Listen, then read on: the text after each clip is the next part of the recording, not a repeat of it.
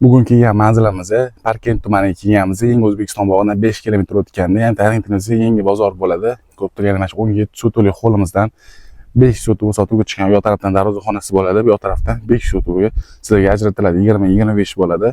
Yerimiz tekis holatda, ko'rib turganingizdek, dokument hujjatlaridan hech qanaqa muammosi yo'q.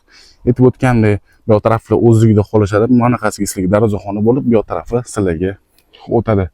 Yerimiz ozgina qaros holatga kelib qolgan, o'tni o'sib ketganligi sababli bor holatini ko'rsatib arzonni qilib beramiz.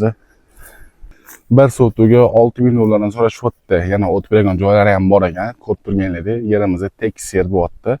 Bu tarafdan shuna devorlar tortiladi, hammasi shart-sharoitlari zo'r bo'ladi. Xo'p, bu tarafda aytib o'tgan o'zligida qoladi. Bunaqasi darvozaxona bo'lib, sizlarga bu tarafdan 5 sotuvi sotuvga qo'yilgan. Qiziqqanlar pastini nomerlar yozib qolamiz. Bemalol telefon qilib sotib olsangiz bo'ladi. Aytib o'tganda bir sotuviga 6000 dollardan so'rashyapti. Yana o'tirgan joylari ham bor ekan. Pastini yozib qolamiz. Bemalol telefon qilib so'rab olsangiz bo'ladi.